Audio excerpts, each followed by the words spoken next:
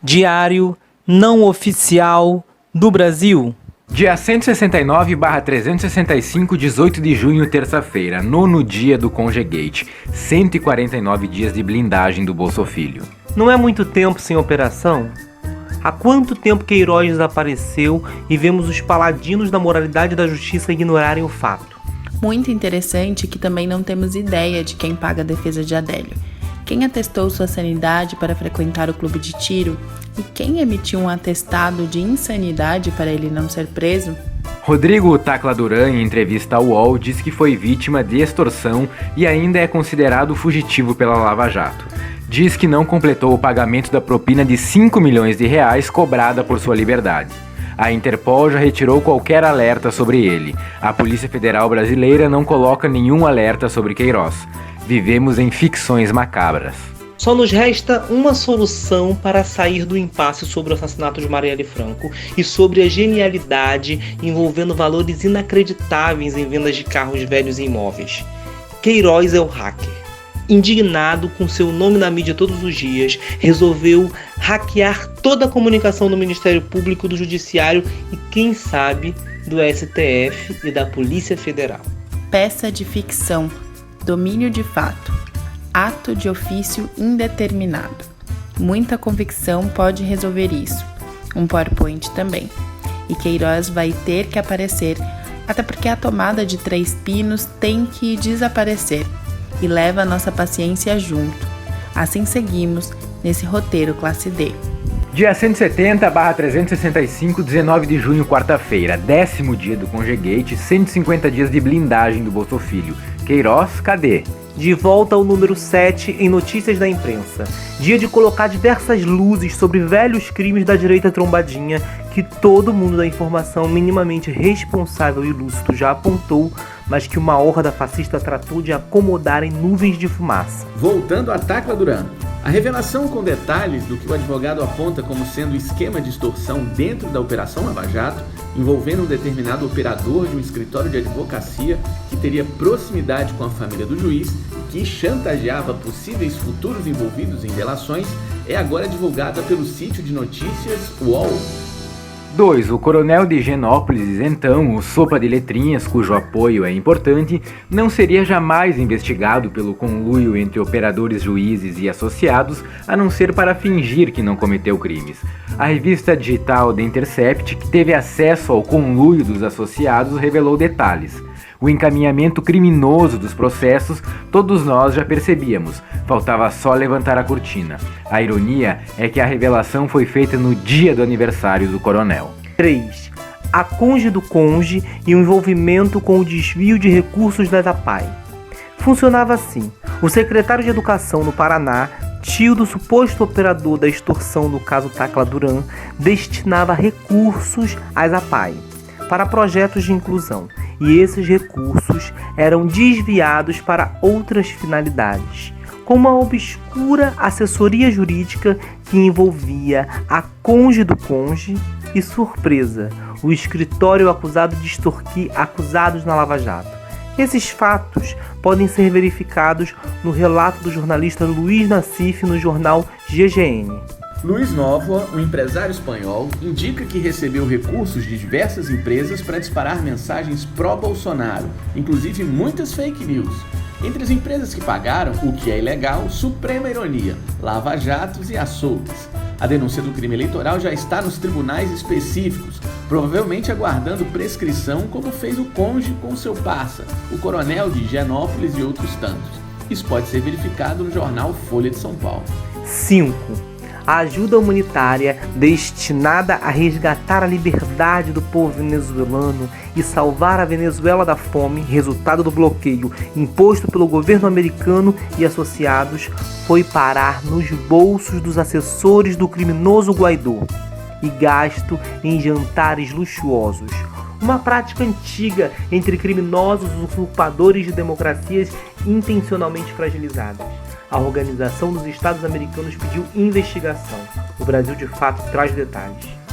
Voltaram a circular referências ao relacionamento que seria próximo, promíscuo e sem controles, entre o Departamento de Estado e agências americanas e o Judiciário, Polícia Federal, polícias estaduais, políticos e autoridades brasileiras. Um relacionamento que seria já antigo e generosamente cultivado. Que remete ao chamado Bride Project do Departamento de Estado americano e, entre outros, ao caso Banestado e à estrutura de apuração e julgamento que foi montada a partir daquela ocasião. Os sítios Brasil de Fato, Rio Mundo e Conversa Fiada ajudam a entender. Nesse cenário, a frase publicada pelo The Intercept, atribuída a um procurador da República brasileiro, entre aspas, depende de articulação com os americanos, talvez peça um contexto e explicações consistentes. 7. E por fim, os diálogos publicados pela revista digital The Intercept apresentam a prática do lawfare para interferir, desestabilizar e controlar como um projeto de dimensão continental. São contabilizados os dirigentes investigados e eventualmente presos em vários países da América Latina. Interferir e destruir países e economias é estratagema para favorecer outras economias e outros países. Quantos dentre os 14 milhões de desempregados no Brasil são contribuições da Lava Jato, não sabemos. Mas parar obras, destruir empreendimentos e postos de trabalho e inviabilizar a economia foram metas cumpridas com louvor. Quantas empresas a Lava Jato foi encarregada de quebrar para serem substituídas por outras de outros lugares? Quantos pais de família desempregados são necessários? Dia 171/365, 20 de junho, quinta-feira. 11º dia do Congegate. 151 dias de blindagem do Bolsofilho. E Queiroz, cadê? Código Penal, estelionato, artigo 171. Obter para si ou para outrem vantagem ilícita em prejuízo alheio, induzindo ou mantendo alguém em erro, mediante artifício, ardil ou qualquer outro meio fraudulento. 1. Hoje é o dia 171, da identidade da direita trombadinha, com o lema Fazemos Qualquer Negócio. É representada por uma elite que vai às ruas pregar e defender o crime, que puxa as cordinhas, que manipula dados, que se manifesta sempre aos domingos porque trabalha, sendo a favor do rentismo e da exploração escravocrata. O cônjuge, o representante icônico dessa elite, que junta em doses bastante equilibradas cinismo e fascismo. Assim, rimando mesmo, foi ao Senado. Foi realizar um showzinho defensivo, apresentar respostas cínicas e criar imagens para a horda fascista, além dos robôs eventualmente contratados, utilizarem nas redes sociais. 3. Vai se desvendando pouco a pouco o sonho de Barbie. Mamãe, eu quero ser o Führer. Quero um inimigo comum. Esses pobres, esses trabalhadores horrorosos, quero ter poder absoluto sobre tudo e todos. Meu próprio campo de concentração, minha própria câmara de gás, meus procuradores, minha polícia, meu STF e, é claro, minha merecida remuneração paga pelos que se beneficiam. 4. O projeto de país vai de vento em popa. A fome voltando, desemprego estratosférico, indústria nacional sendo dissolvida, instituições valendo nada, a exemplo do judiciário. E, ô glória, as milícias se firmando no poder. Afinal, a Polícia Federal não tem contingente para procurar Queiroz. Mas na dinâmica dos mercados, se alguém perde, é porque alguém ganha. Sempre. Dia 172/365, 21 de junho, sexta-feira. 12º dia do Congegate. O conge solta palavras ao vento, afirma que crimes não são crimes, que praticamente sofre de Alzheimer, que entende mais de Telegram que o próprio Telegram. E Queiroz, cadê? 152 dias de blindagem do Bolsofilho. 1 dos generais demitidos do governo classifica a gestão do disfuncional presidente eleito como um show de besteiras. Besteira é jogar palitinho, bola de gude e outras ações inocentes. Esse governo é danosamente calculado. Se os membros participantes não têm compostura, os compromissos e consequências são danosas, em alguns casos irreversíveis. O avanço sobre terras indígenas é um desses atos preocupantes. Desconsidera a existência dos povos originários, desconsidera o poder legislativo e prolifera ações que favorecem o agronegócio. A ordem é avançar sobre as terras e pronto, porque quem manda sou eu. Leia para os outros. 3. Os recursos da Universidade Federal da Bahia continuam bloqueados. As acusações de fraco desempenho não condizem com a verdade. O bloqueio se configura como ato discricionário, meramente ideológico, doutrinário e ilegal. 4. Acho que o Tchutchuca não considera o PIB. O projeto de liquidação do país continua firme e forte. A Odebrecht sucumbe às ações da Operação Lava Jato, que convenientemente criminalizou a indústria e não apenas os dirigentes responsáveis pelos supostos atos criminosos. Provavelmente, empresas estrangeiras de porte semelhante tomarão seu lugar no mundo da indústria. Eles precisam desses empregos e contam com os parceiros brasileiros para reforçar a economia lá deles. 5. Buscando documentos sobre o projeto de cooperação dos parças, encontramos nos anais do 8º Encontro de História da ANPUH Rio Histórias e Parcerias um interessante documento de Gabriel Canã sobre o projeto Pontes, ou The Brided Project, e a participação dos Estados Unidos no golpe de 2016. O pesquisador aponta para a parceira no treinamento de juízes, promotores e policiais brasileiros, sobre o pretexto de combate à corrupção e ao terrorismo, treinamento para a utilização do lawfare, que subsidia a formação da força-tarefa da Lava Jato e similares em outros países da América Latina. Trata ainda do financiamento e treinamento de movimentos políticos da direita brasileira. Deu no que deu. É um tema que merece vários diários, só deixando aqui a dica para quem quiser ler de fontes diversas. Os registros históricos se eternizam. Não adianta juízes e procuradores tentarem empurrar para debaixo do tapete. Mesmo que consigam temporariamente driblar a verdade, ao fim e ao cabo certamente entrarão para a história como corruptos que utilizam os cargos que ocupam para auferir vantagens, sejam elas políticas, financeiras ou funcionais. Moro mentiu, Lula livre. Dia 173/365, 22 de junho, sábado, 13º dia do Conjegate. 1. O Conge e o Queiroz são face da mesma moeda da ilegalidade. Um vestiu a toga e a capa da moralidade, o outro se fantasia de homem simples enquanto barbariza a cidade. 2. Os dois não sobrevivem a uma simples investigação. Nem mesmo 1% do material do Intercept foi divulgado, e já ficou claro que diversos crimes foram cometidos pelo ex-juiz. Ele comandou a Operação Lava Jato como se comandasse os serviços domésticos da sua casa. A poda, o quintal, o lugar da plantinha. Tiro a procuradora, aceito que denuncie sem provas e condeno, negocio para ser como eu quero. Ele acaba de jogar para o saco todo o judiciário brasileiro, porque em sua defesa argumenta a normalidade nos seus crimes. 3. Os crimes de Queiroz também aparecem da violência doméstica ao comando de quadrilha. São táticas diferentes para conseguir o mesmo resultado. Queiroz desaparece, silencia, até que, com o apoio da Polícia Federal, do Judiciário, da mídia e de seus empregadores no Legislativo e Executivo, contudo, todos se esqueçam dele e ele possa continuar suas negociações em paz. 4. O Conge segue o caminho inverso para obter os mesmos resultados. Antecipa a exposição. Vai ao Senado recitar mantras monótonos, exercício de cinismo e mentira, cria hackers criminosos, ameaça prender e extraditar jornalista e imagina conseguir o apoio contra um inimigo comum. O cara que demonstra seus crimes. Acostumado a dirigir delatores, não tem uma estratégia consistente para quando é chamado para se explicar. A direita trombadinha reage bem, mas aí vale qualquer coisa. 5. A procuradora-chefe mostra quem ainda está no comando. Ela se posiciona contrária a um pedido de habeas corpus do presidente Luiz Inácio Lula da Silva, porque seria amparado em notícias veiculadas na imprensa. Ocorre que o pedido é anterior, há alguns meses, às notícias a que ela se refere. Ela obviamente não leu o processo nem se importa com ele. Condena a priori pelo nome, sobrenome, origem e ideologia.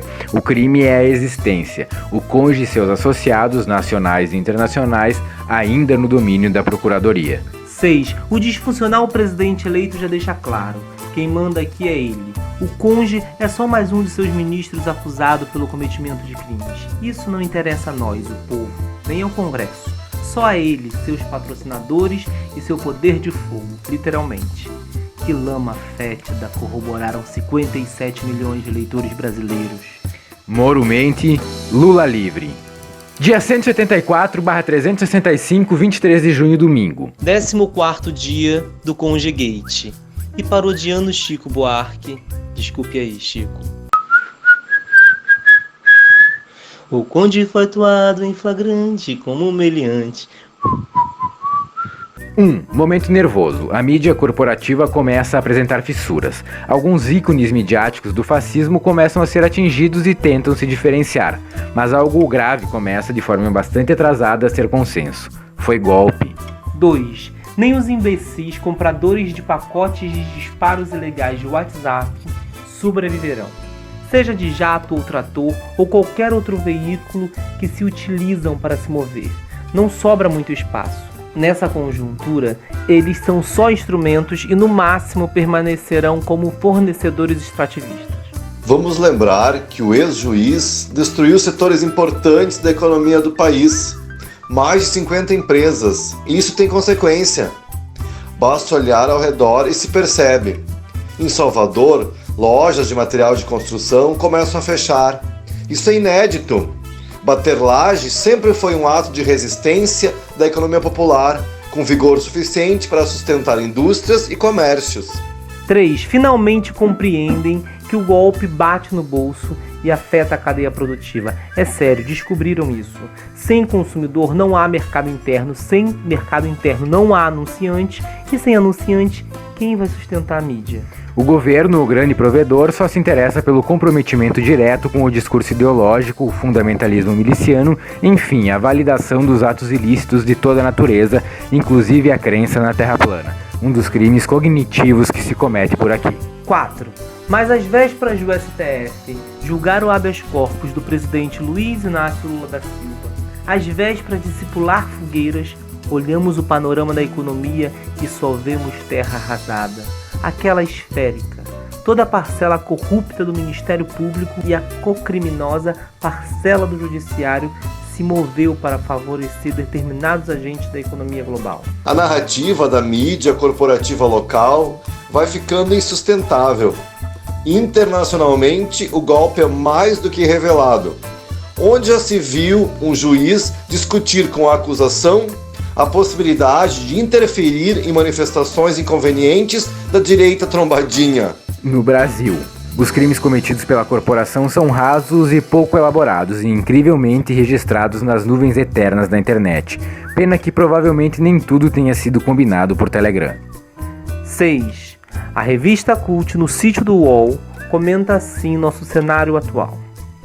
Importa-nos notar as evidências a respeito de uma associação entre agentes do Estado para, no lugar de defender a ordem jurídica, o regime democrático e os direitos individuais dos investigados e acusados, colocar as instituições, Ministério Público e Justiça, a serviço de interesses políticos. Uniram-se para, mediante artifício, burlar a evidente ausência probatória e influenciar a sociedade a favor de seus anseios particulares. Importante dizer, no entanto, que já havia provas suficientes deste imoral e ilegal conluio antes mesmo da revelação do já histórico trabalho jornalístico do The Intercept. As autoridades brasileiras preferiram, como se diz em linguagem da internet, passar o pano.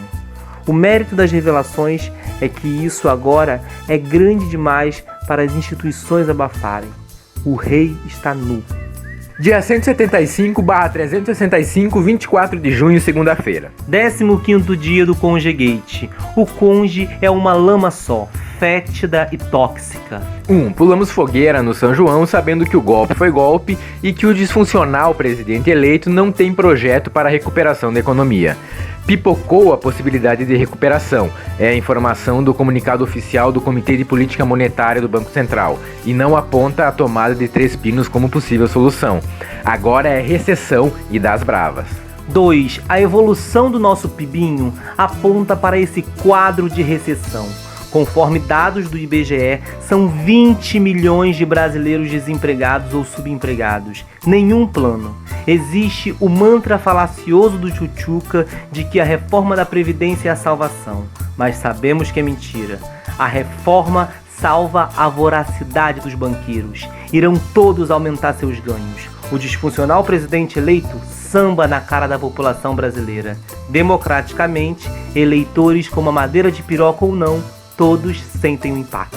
3. Setores de ponta da nossa economia, aqueles que tinham competitividade no mercado internacional, e justo esses estão destroçados no rastro de armações do cônjuge associados que, ao invés de buscar punir os supostos responsáveis por atos de corrupção, trataram de convenientemente sufocar empresas e penalizar postos de trabalho. O disfuncional presidente eleito afirma que a denúncia desses fatos faz parte de uma campanha para atingir pessoas próximas a ele. 4. Enquanto isso, o parça do cônjuge sai lá de Curitiba e vai aos Estados Unidos falar que no Brasil, crime não é crime.